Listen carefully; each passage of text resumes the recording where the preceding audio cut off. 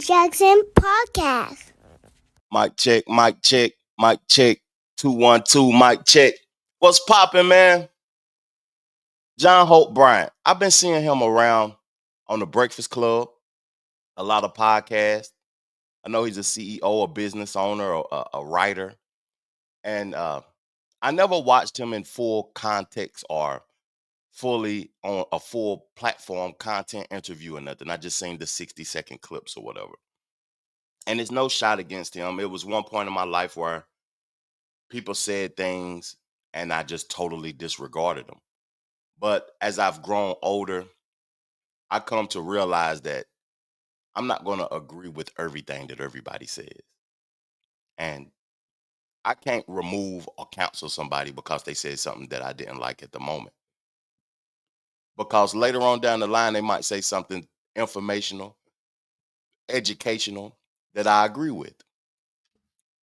And when I was listening to him on Cam Newton's platform, I said, I got to share this with the family. You know, when I see content that I think that people may have already seen, I just want to highlight it and give my perspective on it and take it to the next level of the thought process of the people where I'm from, where I'm located, and the people that watch my content. So let's get into it. He's talking about DEI is dead. What about DEI now? When you see major companies, Fortune 500 companies taking hits and some taking gains because of diversity, equity, and inclusion. And some would say, like, yo, we going AI. I don't want to feel obligated to do certain things, but for the certain people who have been oppressed, suppressed, and forgotten, we need our jobs. We need equal rights. What's your stance on that? I don't care about DE&I. I've said in op-eds in Time Magazine, Black Enterprise, and Fortune, you want to kill it, kill it. It's already been weaponized. It's been made political and not and emotional and it's dead. DE&I as a program is effectively dead. I don't care about DE&I. I love diversity, and I love math because it doesn't have an opinion, and God has a sense of humor. Right. So for the first time in history, this country cannot succeed without all of us. In 1950, America was 90% white, not 1850, Ken. 1950. Today, America's 40% black and brown. Within 10 years, there'll be a majority of minorities. The biggest economy in the world, the US. First of all, you never had a superpower that wasn't the economic power at the same time in the history of the world. Rome, France, Germany, you never had a superpower that wasn't economic. So we're the superpower, we're the economic power. And 70% of the US economy, about $29 trillion, is consumer spending. That's you and me going to restaurants, going to lunch, playing video games, buying our phones. That's consumer spending. Or the plane tickets that we bought. That's us. The future of this economy, you cannot, my rich friends eat my poor friends do better if only to stay rich. Even the racist wins when black people succeed going forward because GDP rises. We're having the wrong argument. In fact, we're arguing. Did he just say my rich friends need my poor friends to thrive, to survive? That's true. You know, I see a lot of people on platforms, and I'm not saying that they're guilty of it or it's a bad thing. It's a beautiful thing to want to unite us and want to promote unity through race, through understanding our ideology, understanding our lineage. It's a beautiful thing. But in America, we have reaped rewards that was won through war, violence, physical attributes, and all of that. And it's a multitude of races that's involved behind that, a multitude of rich people. Now, understanding FBA lineage and understanding us as black people, I want us to win. I want us to thrive. I want us to get ours. But it's going to take all of us, dog. Some people may not want to hear that. It's going to take the white people uniting. It's going to take the people that's over here legally, the Jewish people, the Mexican people, the Argentinian people, all the people in this whole country. It's going to take us all, dog. If we want to stay the superpower that we have been, we've grown accustomed to. We are so comfortable with planes not flying over our head, dropping bombs. It's going to take us all to unite. It's going to take the rich. It's going to take the poor. It's going to take the black. It's going to take the white. That's just what I feel like. If y'all feel different, then let me know. Let's further this conversation in the comment section. But another thing he said is that America yearly, he ain't trying to break it down to between races and minimize it. He said $29 trillion consumer spending.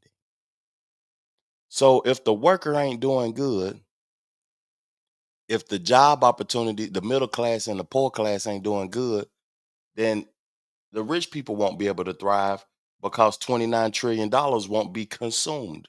We need to do some research on that also. And I want to talk about DEI before I play the thing because I've had arguments with family members, with friends about diversity, equity, and inclusion, and they talk as if it's only affecting black folks. I disagree with that. And if you are familiar with my channel, you know my stance on DEI. It didn't help nobody at all. It wasn't specific to black people. If we wanted something to help us, it wasn't specific for us. It was diversity, equity, and inclusion for all. It seemed to me that it was more of assistance to the LGBTQ community to me. Now, I want to read specifically what it is, and I want to read specifically why there's backlash because I took the notes. So the AI overview says DEI stands for diversity, equity, and inclusion. It is a concept that describes how to acknowledge value. A concept that describes how to acknowledge value. Then it says, and support people from a different background and all backgrounds. DEI is a philosophy and a culture that aims to create a more just and inclusive society. Uh, you know, I would like to see all win. I would love to see the society be a just and inclusive society. But that's not the case. And that has never been the case in my lifetime. And I could be wrong in this aspect. The youth could feel like, you know, why do you don't want to see us all win? It's not that. I would want to see the people that's qualified win. You got access to be qualified in whatever you choose to be qualified in. You can go to college and be qualified in engineering. And if you don't like that, you can go to another college and be qualified in political science. If you don't like that, you can change course and go be qualified in business. If you don't like that, you can be an athlete and just go play ball. But you know what happens to me is people give up and they expect assistance and help. And then they want the federal government to fund their ideas and their philosophy and their thought processes and that ain't I don't agree with that. Ain't nothing wrong with the government assisting people. That helps the country. That they don't want to see people fall, but I don't feel like, what I mean, we should be dependent on reparations.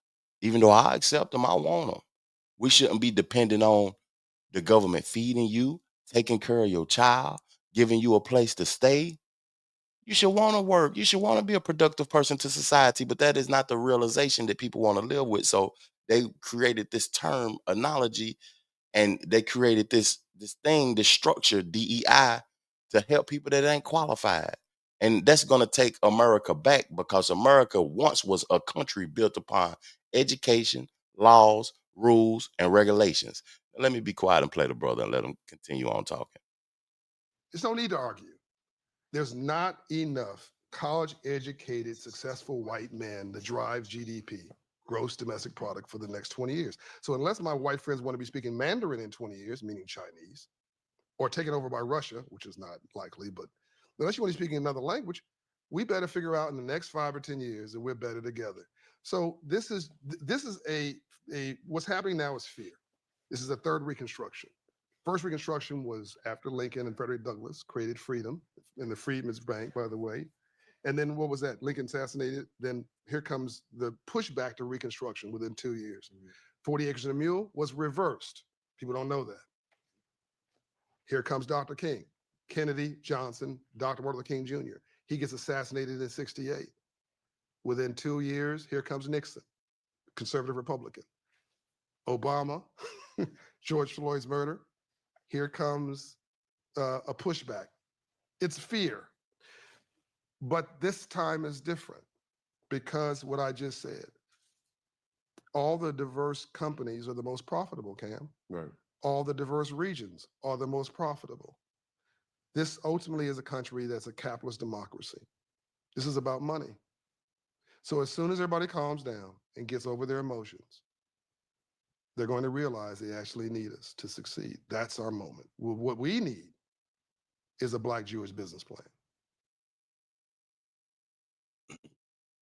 All the diverse companies are the ones that are succeeding. All the diverse cities are the ones that succeeding. So separation, division isn't profitable. Is that what he's saying? I want to understand.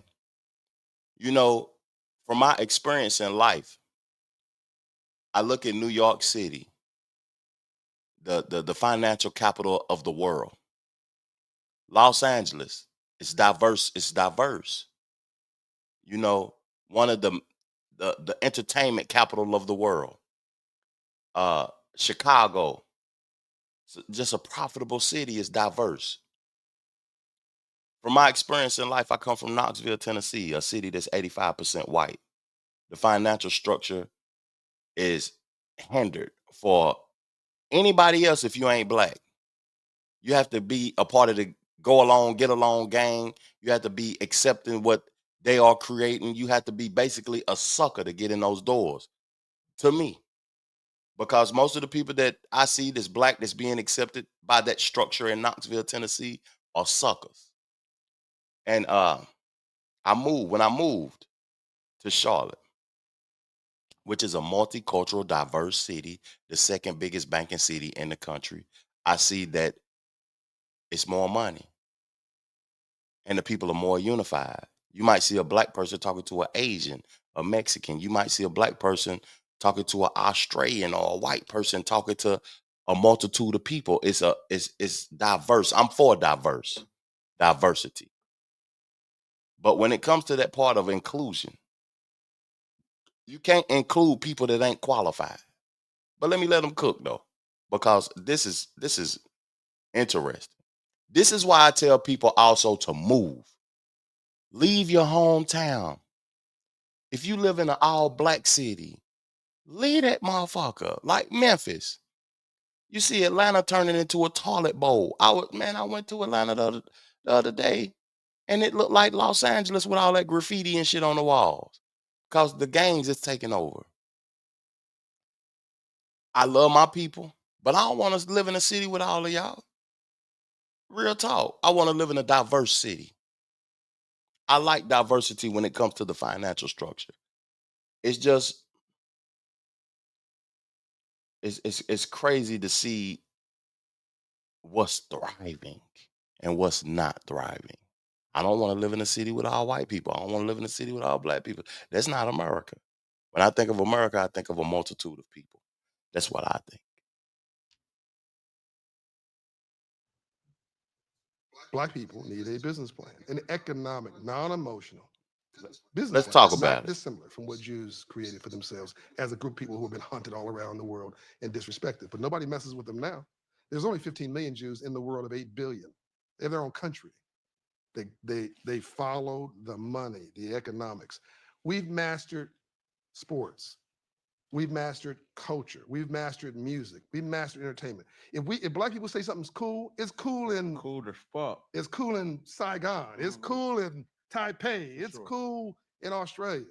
If we say it's corny there too. Look at you. You're a walking testimony to cool. What do we became capitalists Hmm. at scale? So I don't obsessed about the DEI thing. I think that, and AI has come. Look, 99%. This is a Van Jones quote. 99% of black people don't know a thing about AI, artificial intelligence, but 99% of white people don't know a thing about AI. This is the first time where the discrimination is equal. Like this is going to wipe out 75 million jobs for everybody. I talked about the customer service jobs, but if you're an accountant, done. AI will wipe you out unless you reimagine that. If you're an attorney, all those documents, all that details, artificial intelligence will make that. If you're doing home mortgages, I used to have to sign 700 stacks of documents, man, to buy a house. That's all going to be automated. He's saying so many things that's sparking my attention that I got to keep it going though, because the perspective I think needs to be said, and what he's saying is so important. But I don't want him to continue to cook on the AI stuff because he is cooking right now. He's super cooking. You know, he said blacks need a Jewish business plan because they're one of the least populated races, but they are thriving just as much as any other race, or more than a multitude of races. They thrive and they own things, a lot of things, and they unified. I like that he got into the black conversation because he also said, if black say it's cool, it's cool. We create everything cool, man, but we don't monetize the cool. I remember a time in my life, like I was thinking about this to speak to y'all on the platform about, because uh, it just caught my attention before I got on the microphone and everything to say this. I remember a time growing up in the projects, my friends wanted that lived in the suburbs wanted to come to the projects and see what we was doing so bad. They would ride the bus home with us and get in trouble just to see what's going on. We made it look cool to be poor. Oh man, we made it look cool to be from the hood. We made it look good. We brought people in that was from thriving communities that wanted to see what we had going on. We do that in everything, but we never want to become capitalists. I had me and my guy, we did a live show a couple of weeks ago, and we had a brother talking about Marxism. We had a brother talking about communist and communism and all of that old type of stuff. But to me, we in a capitalist society. Why we don't have more people wanting to be capitalists and capitalize on the things that's in front of them? That's the way to thrive. That's the way to help your community. That's the way to get billions of dollars. That's the way to create jobs. Embrace being a capitalist. It may sound harsh. It may sound wrong. It may sound against your moral compass. It may sound like it's against your ideology. But to be honest with you, that's the way that you help your people to leave the country. Leave. Real talk. That's the structure of this place. So it's not just us. This AI is not picking on us. Right. It's picking on everybody. Correct. But here's the good news. And this is why Sam Altman and I are the co-chair of the AI Ethics Council. And I'm also CEO, co-chair of the Financial Literacy for All with the CEO of Walmart, Doug McMillan, who is a good guy. And that's a whole nother conversation. Maybe we'll get into what's going on really with these companies and why they're pushing back on what we call DE&I and where they're still committed to diversity and inclusion.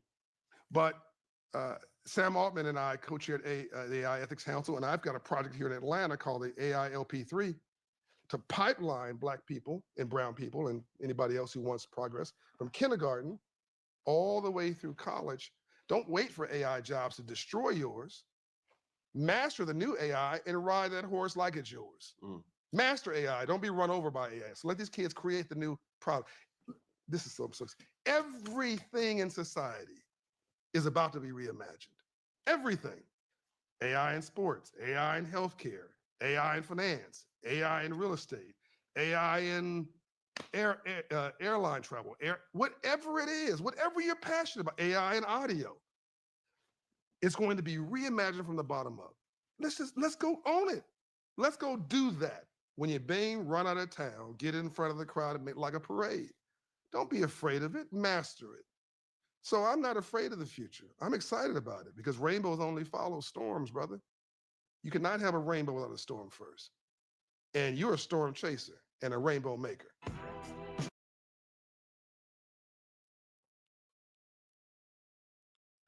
Salute to Cam Newton for that conversation. Salute to John Hope Bryant. I feel like that was a hell of a conversation, to be honest with y'all, man. You know, that was eye opening for me because every day in life I use AI. I never thought it would come to that. You know, when I create this podcast, I use AI to title it. I use AI to make the clips. I use AI to help me create talking points, and I write them down on sticky notes right beside the laptop, right here. I got my sticky notes right here for talking points so I can make it easier. I use AI in all aspects of my life. So I feel like he has a point about that. You know, we got to start learning things immediately on how to use it.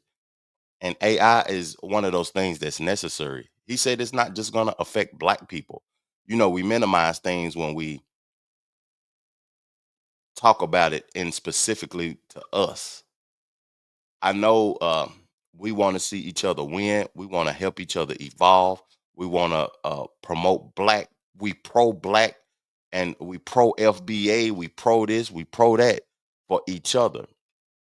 But you know that was a valuable thing. A lot of people might say that he's not for us or standing for us, but what he just said was powerful for all races about artificial intelligence and learning it. Don't get pushed behind.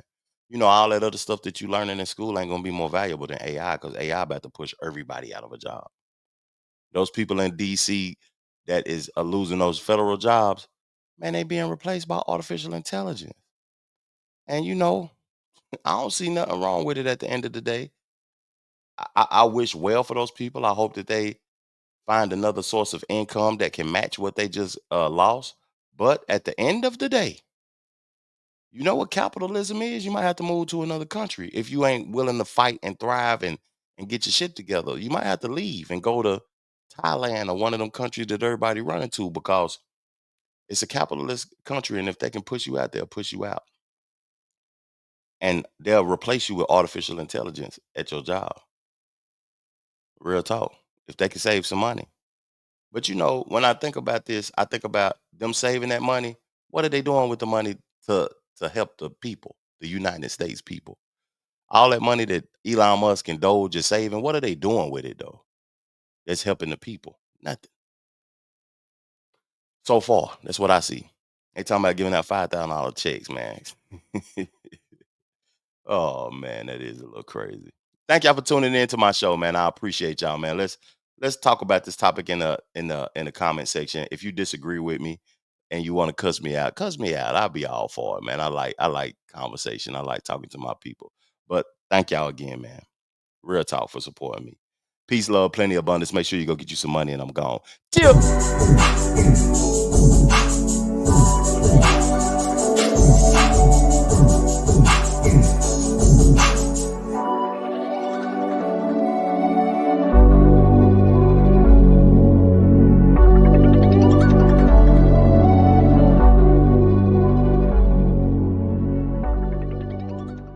The Trevor Jackson Podcast.